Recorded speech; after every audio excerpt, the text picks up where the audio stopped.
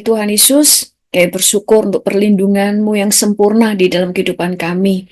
Dan ini hari kami mau mendengar firman-Mu, biarlah Tuhan setiap firman mengubah cara pikir kami, cara pandang kami, sehingga kami terus bertumbuh di dalam pengenalan akan Tuhan. Kami bersyukur kepadamu Tuhan, terpujilah nama-Mu di dalam nama Tuhan Yesus. Haleluya. Amin. Shalom semuanya. Selamat pagi untuk setiap saudara semua yang sudah setia untuk selalu mengikuti ibadah mesbah doa. Firman Tuhan hari ini adalah tentang Tuhan yang menuntun hidup kita. Mungkin saudara semua sudah mendengar bagaimana apa yang terjadi di California, bagaimana terjadi kebakaran di Hollywood, kota di mana banyak artis-artis terkenal berada di sana. Bahkan ada banyak rumah-rumah yang seakan-akan itu jauh dari bencana, tidak tersentuh bencana, karena tentu rumah-rumah yang begitu mahal dibangun di tempat yang aman, tetapi rumah-rumah ini ludes semuanya, termasuk rumah-rumah artis-artis yang terkenal. Ada yang harganya 35 juta US dollar atau sekitar 550 miliar rupiah. Semuanya ludes. Sehingga dari situ kita mulai melihat bahwa tidak ada yang bisa kita andalkan selain daripada Tuhan. Mungkin mereka telah membangun kekayaan itu selama beberapa tahun atau turun-temurun. Mereka menjadi orang-orang yang sangat kaya. Mereka membeli rumah dengan keamanan yang sangat ekstra. Tentu berada di daerah yang tidak rawan longsor, banjir, dan sebagainya. Orang-orang kaya di Indonesia aja, pasti kalau beli rumah, mereka benar-benar memperhatikan dari segi keamanan, jauh dari polusi, jauh dari bencana. Semuanya pasti mereka perhitungkan karena mereka membeli properti yang sangat mahal. Tetapi tidak ada sesuatu apapun di dunia ini yang tidak bisa digoncangkan. Karena firman Tuhan juga berkata bahwa segala sesuatu akan digoncangkan. Sehingga tidak ada yang dapat kita andalkan selain daripada Tuhan. Kita tidak bisa mengandalkan pemerintah, kita tidak bisa mengandalkan kota kita, rumah kita, bahkan diri kita sendiri. Kita tidak bisa mengharapkan orang tua kita, keluarga kita. Mungkin selama ini saudara bergantung kepada orang tuamu, tetapi kadang pada waktu saudara bergantung pada mereka, mereka cepat dipanggil oleh Tuhan. Ada orang-orang yang berharap bisa menggantungkan masa tuanya kepada anak-anaknya. Ternyata anak-anaknya dipanggil oleh Tuhan. Sehingga benar-benar di dunia ini tidak ada yang dapat kita andalkan. Tidak ada yang benar-benar dapat kita pegang selain daripada Tuhan. Karena Tuhan tidak pernah mengkhianati janjinya. Nah, itu sebabnya pagi hari ini kita belajar tentang dituntun oleh Tuhan. Di dalam Mazmur 25 ayat 12 berkata, siapakah orang yang takut akan Tuhan? Kepadanya Tuhan menunjukkan jalan yang harus dipilihnya. Saudara, apa yang terjadi di California? Hari ini aman, besoknya ludes karena kebakaran. Di daerah Hollywood di sana. Yang artinya orang-orang yang ada di situ merasa segala sesuatu aman-aman aja. Tidak ada tanda-tanda bahwa besok terjadi kebakaran. Tetapi ternyata yang terjadi adalah kebakaran yang begitu besar. Sehingga ada banyak rumah yang hancur. Termasuk rumah-rumah para artis-artis terkenal di Hollywood. Semuanya hancur. Hanya dalam waktu sekejap. Inilah kenapa di dalam akhir zaman kita perlu peka mendengar tuntunan Tuhan. Kita semuanya perlu tuntunan Tuhan.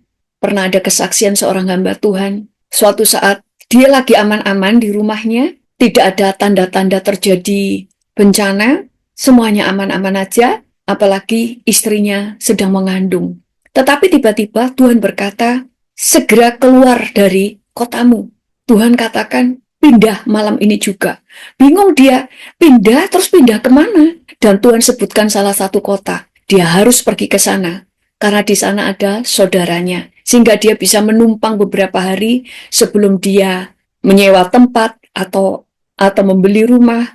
Yang jelas Tuhan berkata, malam ini juga dia harus meninggalkan rumahnya. Jadi istrinya juga bingung kenapa harus pindah. Malam-malam lagi. Tapi suaminya berkata, nggak tahu. Pokoknya disuruh Tuhan pindah. Sehingga mereka cepat-cepat pindah, membawa barang seadanya yang bisa untuk dibawa ke mobil, pakaian, barang-barang yang berharga. seperti surat-surat dan barang-barang berharga dia bawa, dan mereka pergi. Sudah itu aja, keadaan aman-aman aja. Ternyata besoknya terjadi banjir bandang. Semua rumah di situ ludes karena tersapu oleh banjir bandang. Di situ mereka mengucap syukur bahwa Tuhan telah melepaskan mereka. Saudara ingat pada waktu Sodom dan Gomora akan dihukum oleh Tuhan. Tuhan berbicara kepada Lot untuk meninggalkan kota itu dengan segera. Sampai-sampai waktu Lot berlambat-lambat, malaikat Tuhan, dua malaikat Tuhan menarik tangannya supaya bergerak dengan cepat. Tuhan itu mau menyelamatkan kehidupan kita. Apapun yang terjadi, kita ini berbeda. Itu sebabnya kenapa kita butuh dituntun oleh Tuhan.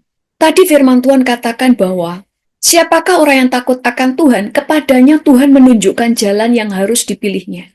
Tuhan yang akan menunjukkan jalan yang harus dipilihnya. Seperti hamba Tuhan tadi, Tuhan menunjukkan jalan yang harus dipilih, yaitu malam ini juga dia harus meninggalkan rumahnya. Sampai ada beberapa orang yang bertanya, kenapa nggak bilang kalau harus keluar kalau nanti ada banjir bandang? Terus hamba Tuhan ini berkata, saya sendiri tidak tahu kalau akan ada banjir bandang. Tuhan cuma berkata, pindah. Sehingga dia sudah sempat untuk menyelamatkan barang-barang yang berharga. Barang-barang yang harus dibawa untuk pindah. Karena setiap orang punya barang-barang yang penting kan, seperti surat-surat dan sebagainya. Saudara, takut akan Tuhan itu bagaimana sih? Takut akan Tuhan itu adalah, saudara itu takut kehilangan Tuhan. Saudara takut kalau Tuhan tidak berjalan di depanmu. Takut akan Tuhan juga artinya adalah takut berbuat jahat dan takut untuk berbuat dosa. Saudara selalu ingin hidup benar di hadapan Tuhan. Daud itu hidupnya takut akan Tuhan. Demikian juga dengan Musa. Demikian juga dengan Musa, Daniel, Yusuf. Yusuf itu pada waktu dibuang oleh saudara-saudaranya bahkan tidak berani untuk mengeluh. Karena yang dia percaya bahwa Tuhan itu punya hak prerogatif di dalam seluruh kehidupan manusia. Orang yang takut akan Tuhan, dia menghormati Tuhan. Saya punya seorang teman ya, dia itu takut akan Tuhan. Definisi takut akan Tuhan itu ada pada dia. Dia itu kalau doa, nggak berani buka mata, saudara. Kenapa? Padahal buka mata itu nggak berdosa kan waktu berdoa. Tapi dia tidak buka mata bukan karena takut berdosa, tapi dia itu takut kalau tidak menghormati Tuhan. Pada waktu saya berkhotbah tentang kita harus menyembah kepada Tuhan. Sebagian kita itu pasti tahu penyembah artinya kita menyanyikan lagu-lagu penyembahan, kita menyembah di dalam berbahasa, kita menyembah di dalam roh, kita menyembah dengan mazmur, kita berdoa, itu penyembahan. Tetapi karena dia baru percaya kepada Tuhan, bayangan dia menyembah itu begini, atau yang tersungkur kepalanya di bawah. Dan dia lakukan, saudara. Dan dia bisa lakukan itu beberapa jam untuk menyembah. Akhirnya dia tanya, harus berapa lama menyembahnya? Terus akhirnya dia cerita, saya ketawa, saya mengatakan ya menyembah ya dengan gaya seperti itu, dengan gini yang nggak apa-apa, tetapi dengan menyanyikan lagu-lagu penyembahan. Demikian juga di dalam soal memberi, karena hormatnya kepada Tuhan. Dia itu kalau sama Tuhan nggak mau hitungan. Kalau memberi, saudara, memberinya itu nggak hitungan. Tapi kalau ada yang tahu bahwa itu dia yang memberi, dia nggak mau memberi. Dia akan alihkan memberinya ke tempat yang lain. Karena bagi dia tidak mau diketahui kalau dia memberi. Sama sekali tidak mau diketahui. Dan orang ini benar-benar takut untuk berbuat dosa. Takut untuk berbuat jahat. Jujur sekali. Sampai kadang repot. Karena orangnya lurus. Tapi nggak sok rohani. Orangnya sungguh-sungguh sama Tuhan. Sehingga pada suatu saat waktu dia minta kepada Tuhan, ingin mendengar suara Tuhan, Tuhan benar-benar berbicara kepada dia. Suatu saat dia pingin kepenuhan Roh Kudus. Dia benar-benar kepenuhan Roh Kudus. Tapi semuanya itu bukan dilakukan untuk menunjukkan dia rohani atau luar biasa di hadapan orang. Enggak. Tapi bagi dia, karena dia ingin menyenangkan Tuhan, dia hormat sekali sama Tuhan. Itu sebabnya kalau dalam saking takutnya akan Tuhan, saking hormatnya kepada Tuhan, bagi dia, kalau harus memberi untuk Tuhan, dia benar-benar memberi. Dan dia tidak mau orang mengetahuinya. Beberapa dari kita tahu, Karena dulu kalau ibadah, kalau ada orang ini, kita dulu sempat jadi bendahara menghitung persembahan. Di kelompok kecil ya, bukan di ibadah raya, tetapi pada waktu ibadah-ibadah kecil kayak komsel, setiap kali orang itu datang, pasti ada uang segepok. Kalau dia nggak ada uangnya segepok gitu. Sehingga kita pada bisik-bisik, ini kayaknya si ini deh. Karena setiap kali ada dia, persembahannya langsung banyak. Persembahannya bukan untuk saya ya, itu masuk ke gereja. Saya bukan gembala sidang ya. Jadi persembahan dihitung, ditulis, diserahkan kepada pemimpin. Sehingga suatu saat kita guyon. Kita tahu loh, kamu yang persembahan. Dia langsung kayak kaget. Kenapa kok berpikir itu saya? Karena kalau nggak ada kamu, nggak ada persembahan segepok. Tapi ada kamu, segepok. Kita kan anak-anak. Kita semuanya sama-sama temen ya, akrab. Habis itu, kalau dia datang nggak ada segepok, saudara. Tapi persembahan banyak. Dan kita langsung tahu bahwa persembahannya dia langsung nggak ngasih segepok. Tapi dia pisah-pisahin. Karena dia tidak mau orang tahu kalau itu dia yang ngasih. Setulus itu dia kepada Tuhan. Dan apa yang akhirnya dia dapatkan, saudara? Pada waktu dia harus ke kanan, itu Tuhan itu bisa berbicara kepada orang lain. Dengan jelas, lewat mimpi beberapa kali. Dan orang itu ngomong kepada dia, saya 3 kali mendapatkan mimpi dari Tuhan yang sama. Kamu harus ke kanan. Suatu saat ada orang lain lagi yang tidak pernah mimpi, tidak pernah punya penglihatan. Tetapi tiba-tiba Tuhan ngomong, orang ini harus ke kanan. Tanggalnya, bulannya, tahunnya terlihat jelas. Dituntun oleh Tuhan. Sehingga dia tahu, tanggal ini, bulan ini, tahun ini, dia pasti akan Tuhan bawa ke kanan. Saudara, sekali lagi saya selalu berkata Tuhan mengasihi semua orang sama. Tetapi karena keadilannya, Tuhan harus berlaku berbeda. Kepada orang yang mendekat kepada Tuhan, Tuhan mendekat. Kepada orang yang hormat kepada Tuhan, Tuhan hormat. Kepada orang yang selalu berjalan kepada Tuhan, maka rahasia-rahasianya akan disingkapkan. Kepada orang yang jauh, bukan Tuhan gak mau ngomong. Tapi sekalipun Tuhan ngomong, dia tidak akan mendengar. Terlalu jauh. Karena prinsip di dalam Tuhan, Tuhan memang mencari domba yang hilang. Tapi kalau kamu sudah ditemukan dan kau sudah menjadi dombanya dan kamu bertumbuh sebagai anaknya, kamu yang harus punya inisiatif mendekati Tuhan. Makanya saya pernah khotbah di Alkitab ditulis dirham yang hilang dicari, domba yang hilang dicari, tapi anak yang hilang tidak dicari. Karena bapaknya menuntut anak ini harus tahu kemurahan Tuhan. Dia sudah pergi membawa harta. Dia telah menerima banyak kemurahan. Waktu dia menjauh, dia yang memutuskan menjauh, bukan hilang. Seharusnya kamu tahu bahwa kamu harus kembali kepada Tuhan. Demikian juga dengan kita. Ada orang-orang yang hilang, ada orang-orang yang pergi. Orang yang hilang itu dia tidak tahu kalau dia terhilang. Tapi orang yang pergi, dia tahu bahwa dia yang memutuskan untuk pergi. Maka dia yang harus mendekat kepada Tuhan. Saudara tahu bahwa saudara butuh Tuhan. Tapi waktu saudara menjadi kecewa dan meninggalkan Tuhan, saudara harus memutuskan untuk kembali kepada Tuhan. Setiap orang bisa mengambil keputusan. Setiap orang bisa salah mengambil keputusan. Itu sebabnya kenapa kita membutuhkan Tuhan yang menuntun jalan-jalan kita. Bahkan pada waktu kita berdoa pun, kadang tetap salah jalan. Tapi bedanya kalau kita selalu berdoa, jalan yang salah pun akan Tuhan arahkan menjadi kembali kepada jalan yang benar. Setiap kita bisa membangun,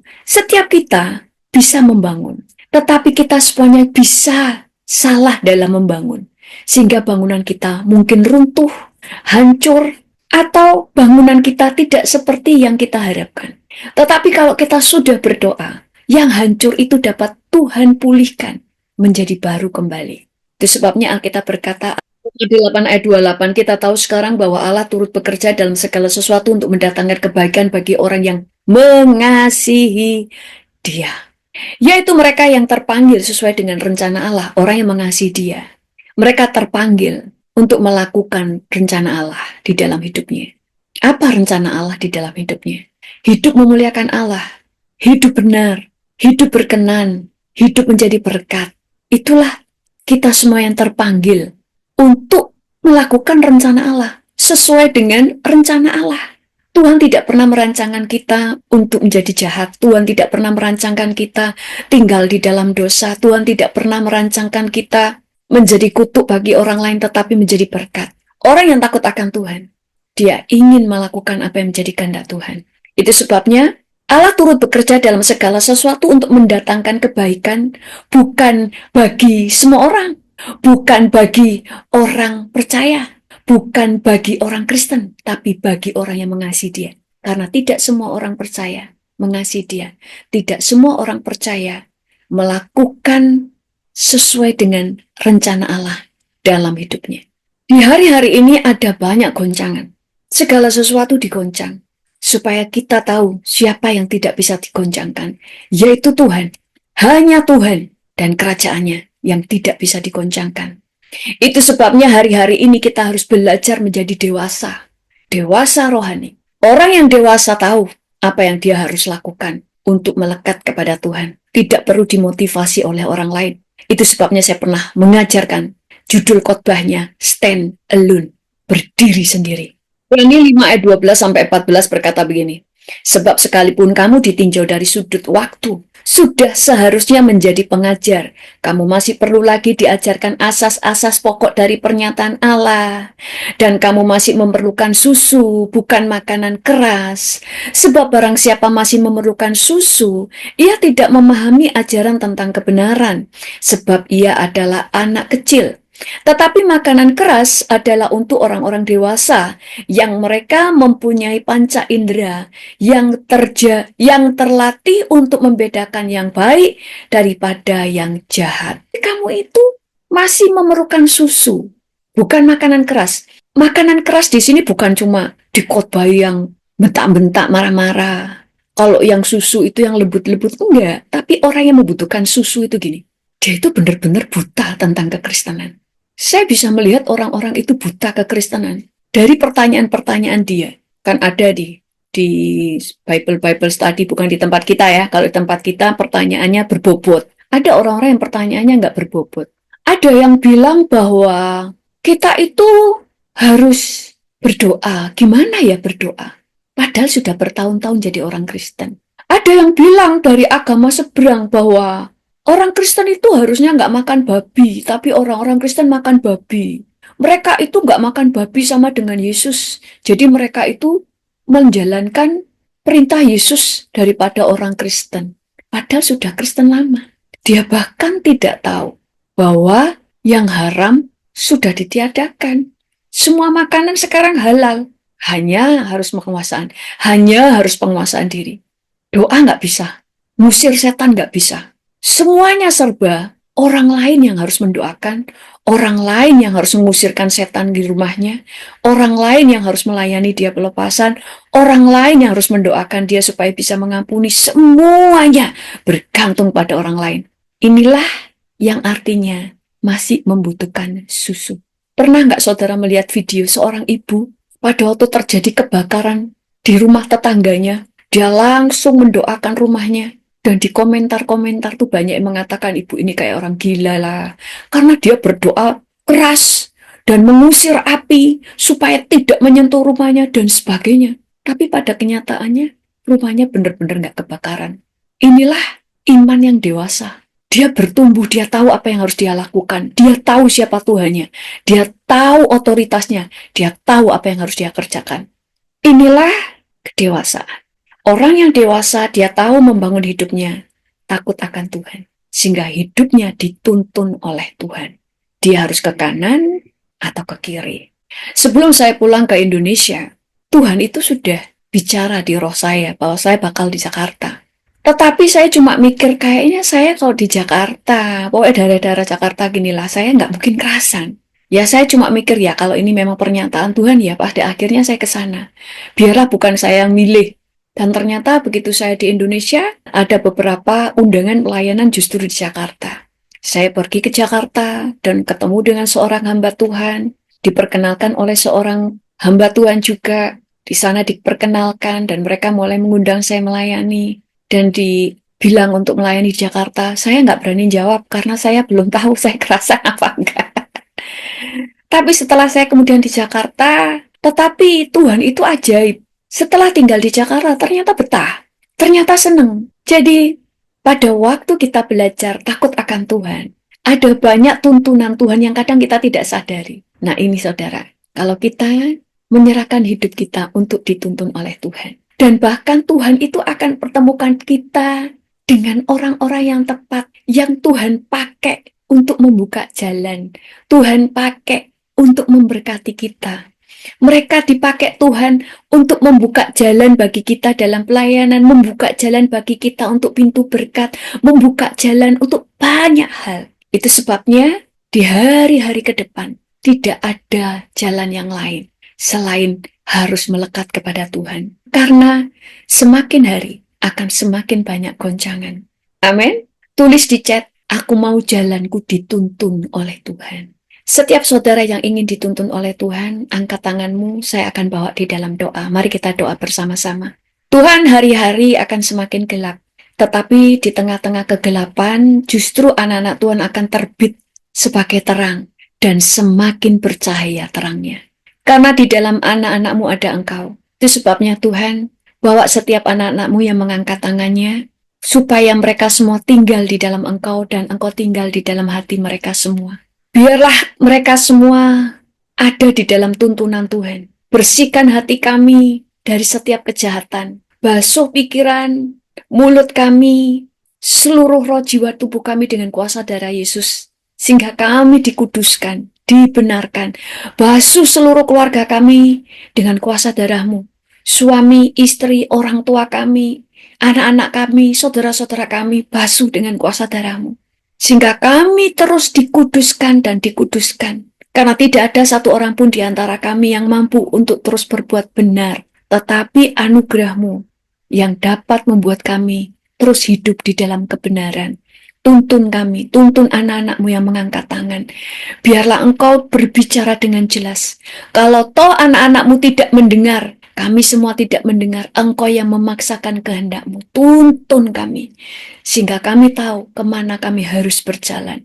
Engkau yang menetapkan langkah-langkah hidup kami, sehingga kami selalu diluputkan dari setiap goncangan, sehingga nama-Mu dimuliakan. Bahkan pada waktu mendekati rapture pun Tuhan, Engkau yang akan memaksakan hidup kami untuk berbuat benar. Kami serahkan hidup kami dan memberikan otoritas penuh kepadamu untuk menawan kami sebagai tawanan roh-Mu, sehingga kami tetap setia sampai akhir.